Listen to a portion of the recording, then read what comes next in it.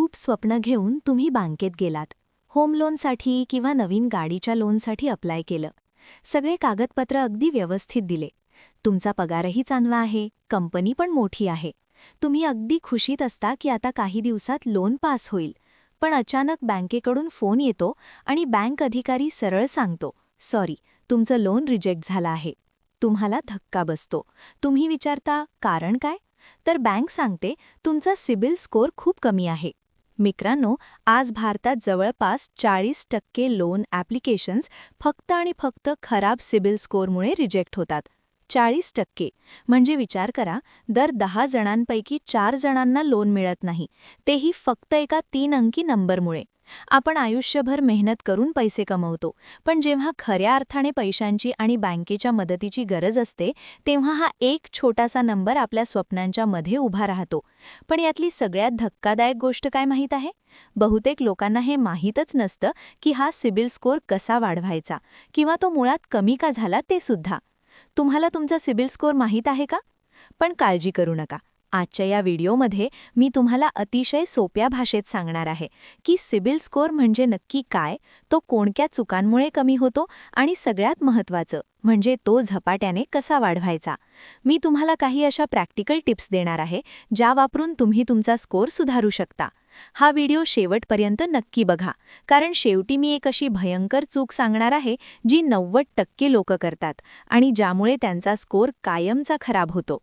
नमस्कार, मी तुमची host Mrs Priya आणि मिसेस प्रिया इन्फो या आपल्या आवडत्या चॅनलमध्ये तुमचं मनापासून स्वागत आहे. या चॅनलवर आम्ही सरकारी योजना, बिझनेस, फायनान्स आणि तुमच्या दैनंदिन आर्थिक जीवनाशी संबंधित अत्यंत महत्त्वाची माहिती सोप्या मराठीत देत असतो.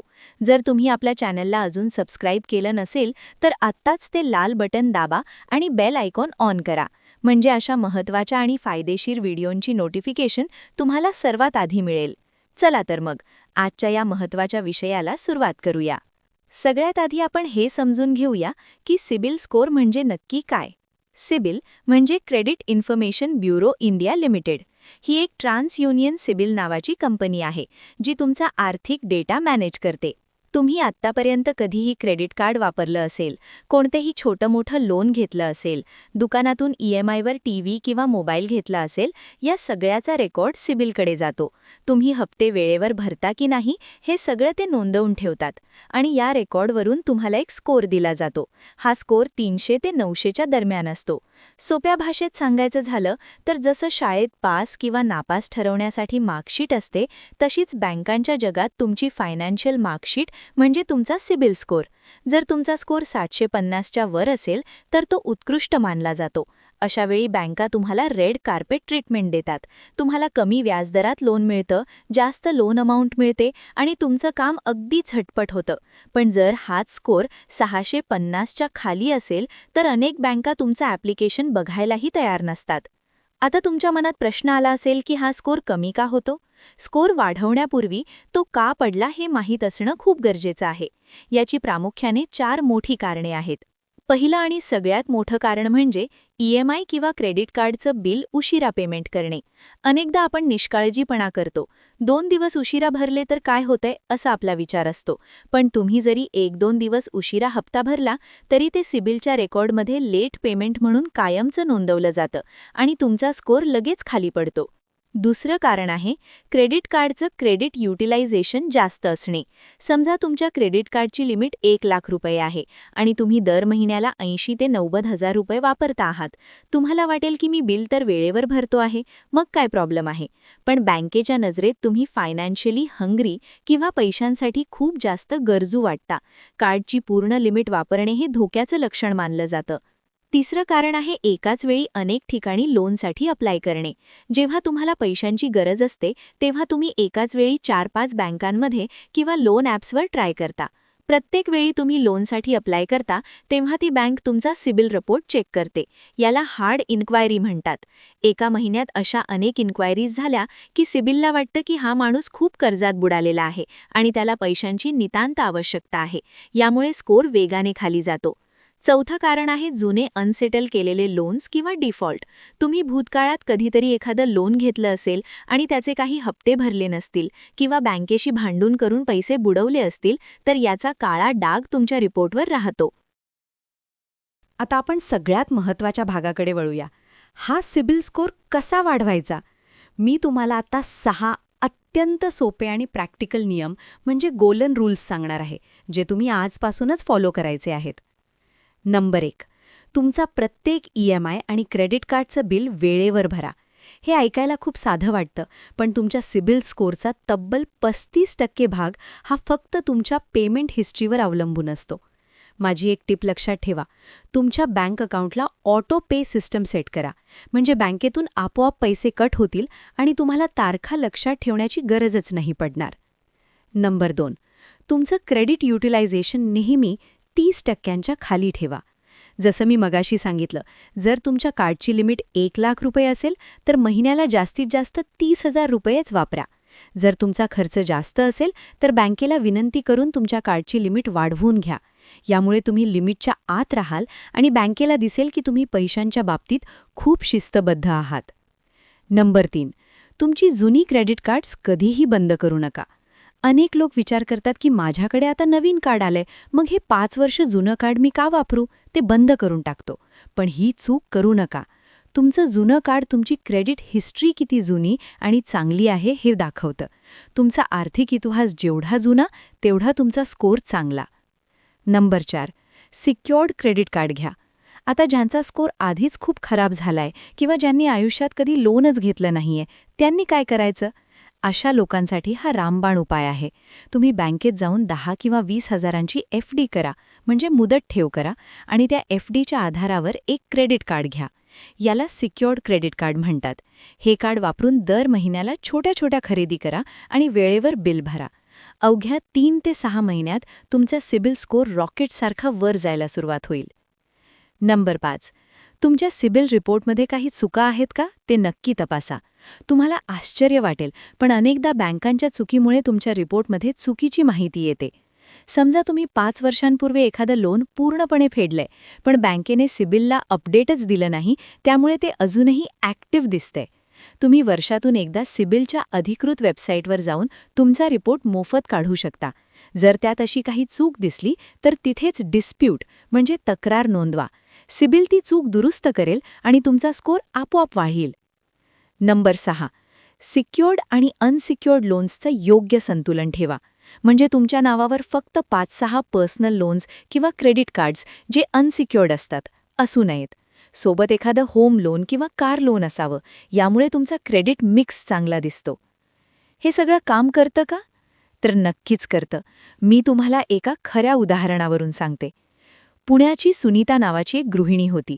तिला स्वतःचा छोटासा व्यवसाय सुरू करण्यासाठी आणि घर घेण्यासाठी बँकेकडून लोन हवं होतं. तिने अप्लाय केलं, पण तिचा स्कोर फक्त 520 होता. बँक मॅनेजरने थेट नकार दिला. मग तिने काय केलं? तिने सगळ्यात आधी आपला सिबिल रिपोर्ट डाउनलोड केला. त्यात तिला दिसलं की एका जुन्या मोबाईल EMIची 3,000 रुपयांची चुकीची एंट्री पेंडिंग दाखवत होती, जी तिने आधीच भरली होती. तिने लगेच सिबिलकडे डिस्प्यूट म्हणजे तक्रार फाईल केली आणि 30 दिवसात ती चुकीची एंट्री हटवली गेली. त्यानंतर तिने एका बँकेत 20 हजारांची FD केली आणि त्यावर एक सिक्युअर्ड क्रेडिट कार्ड घेतलं. दर महिन्याला ती त्यातून फक्त 5-6 हजारांचं किराणा सामान आणायची आणि तारखेच्या 2 दिवस आधीच पूर्ण बिल भरायची. मित्रांनो, अवघ्या 6 महिन्यात तिचा स्कोर 520 वरून 690 झाला आणि एका वर्षात तो थेट 755 वर पोहोचला. त्यानंतर त्याच बँकेने तिला बोलावून अतिशय कमी म्हणजे 8.5% व्याजदराने होम लोन दिलं. बघा, हे अजिबात अशक्य नाही. फक्त थोडी आर्थिक शिस्त लागते आणि योग्य माहिती लागते, जी माहिती मी तुम्हाला आज देत आहे. आता या व्हिडिओच्या सगळ्यात महत्त्वाच्या आणि गंभीर भागाकडे येऊया. एक अशी मोठी चूक जी तुम्ही कधीच कोणत्याही परिस्थितीत करायची नाहीये. ती चूक म्हणजे लोन सेटलमेंट करणे. जेव्हा एखाद्या व्यक्तीकडे बँकेचे हप्ते भरायला पैसे नसतात, तेव्हा बँक अधिकारी फोन करून ऑफर देतात की तुमचं 2 लाखांचं लोन आहे ना, तुम्ही फक्त 1 लाख रुपये द्या आणि आपण हे अकाउंट क्लोज करूया.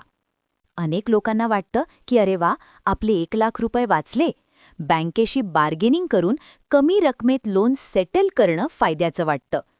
पण मित्रांनो, ही तुमच्या आर्थिक आयुष्यातली सगळ्यात मोठी चूक ठरू शकते. जेव्हा तुम्ही अशी तडजोड करून लोन सेटल करता, तेव्हा बँक ते लोन क्लोज करत नाही, तर तुमच्या सिबिल रिपोर्टमध्ये सेटल्ड असा शेरा मारते. आणि इतर बँकांच्या नजरेत सेटल्ड या शब्दाचा अर्थ होतो की हा माणूस बँकेचे पूर्ण पैसे परत देऊ शकला नाही, याने बँकेचं नुकसान केलं आहे. सगळ्यात भयंकर गोष्ट म्हणजे हा काळा डाग तुमच्या सिबिल रिपोर्टवर पुढची तब्बल 7 वर्ष राहतो. या 7 वर्षात तुम्हाला कोणतीही बँक साधं क्रेडिट कार्डसुद्धा देणार नाही. म्हणून मी कळकळीची विनंती करते, कितीही अडचण आली तरी लोनचं पूर्ण पेमेंट करण्याचा प्रयत्न करा. जर खरोखरच पैसे नसतील तर बँकेशी बोलून वेळ मागून घ्या किंवा हप्त्याची रक्कम कमी करा, रिस्ट्रक्चरिंग करा, पण सेटलमेंटच्या फंदात पडू नका. आणि एक गोष्ट कायम लक्षात ठेवा, तुमचा सिबिल स्कोअर रातोरात वाढत नसतो. ही एक प्रक्रिया आहे, एक प्रवास आहे. तुम्ही आज चुका सुधारल्या तर त्याचे परिणाम दिसायला किमान 3 ते 6 महिने लागतात. त्यामुळे धीर धरा, शिस्त पाळा आणि तुम्हाला अपेक्षित निकाल नक्की दिसेल. तसेच दर महिन्याला आपला सिबिल स्कोअर चेक करायची सवय लावून घ्या. सिबिलची अधिकृत वेबसाईट, पेटीएम, फोनपे किंवा तुमच्या बँकेच्या अधिकृत ॲपवर तुम्ही तुमचा स्कोअर मोफत बघू शकता. आपण स्वतः आपला स्कोअर चेक केल्यावर कोणतंही नुकसान होत नाही किंवा स्कोअर कमी होत नाही. याला सॉफ्ट इन्क्वायरी म्हणतात, त्यामुळे निर्धास्तपणे तो चेक करत जा. तर मित्रांनो, आजच्या या माहितीपूर्ण व्हिडिओमध्ये आपण शिकलो की सिबिल स्कोअर म्हणजे काय, तो कोणत्या चुकांमुळे कमी होतो, तो झपाट्याने वाढवण्याचे 6 प्रॅक्टिकल उपाय कोणते आणि लोन सेटलमेंट करण्याची चूक का करू नये. हे सगळे नियम जर तुम्ही प्रामाणिकपणे फॉलो केले तर मी खात्री देते की तुमचा स्कोअर 750च्या वर जाईल आणि भविष्यात तुम्हाला कोणतंही लोन अगदी सहज विना अडथळा मिळेल. आता जाता जाता मला तुमच्याकडून एक गोष्ट जाणून घ्यायची आहे. तुम्ही तुमचा सिबिल स्कोअर कधी चेक केला आहे का? तुमचा सध्याचा स्कोअर किती आहे? तो 300 ते 550च्या दरम्यान आहे, 550 ते 700च्या मध्ये आहे की 775च्या वर आहे? खाली कमेंट बॉक्समध्ये मला नक्की सांगा. आणि जर तुम्हाला तुमचा स्कोअर वाढवताना काही विशिष्ट अडचण येत असेल तरीही ती कमेंट करून शेअर करा. मी स्वतः तुमच्या प्रश्नांना उत्तर देण्याचा नक्की प्रयत्न करेन. आणि हो, हा व्हिडिओ इथेच थांबवू नका. हा व्हिडिओ तुमच्या कुटुंबातल्या प्रत्येक व्यक्तीला आणि तुमच्या मित्रमंडळींना व्हॉट्सॲपवर नक्की शेअर करा. कारण आपल्या आजूबाजूला अशा अनेक व्यक्ती आहेत ज्यांना या गोष्टींची माहिती नसल्यामुळे त्यांचं महत्त्वाचं लोन रिजेक्ट होतं. तुमच्या एका साध्या शेअरमुळे कोणाचं तरी घराचं किंवा स्वतःच्या व्यवसायाचं स्वप्न पूर्ण होऊ शकतं. जर तुम्हाला हा व्हिडिओ आणि ही माहिती आवडली असेल तर व्हिडिओला लाईक करायला विसरू नका, चॅनलला सबस्क्राईब करा, बेल आयकॉन दाबा आणि अशाच सोप्या, सरळ आणि महत्त्वाच्या माहितीसाठी मिसेस प्रिया इन्फोसोबत नेहमी जोडलेले रहा. आपण पुन्हा भेटूया पुढच्या अशाच एका माहितीपूर्ण व्हिडिओमध्ये. तोपर्यंत स्वतःची आणि कुटुंबाची काळजी घ्या, आर्थिक शिस्त पाळा आणि आयुष्यात यशस्वी व्हा. धन्यवाद.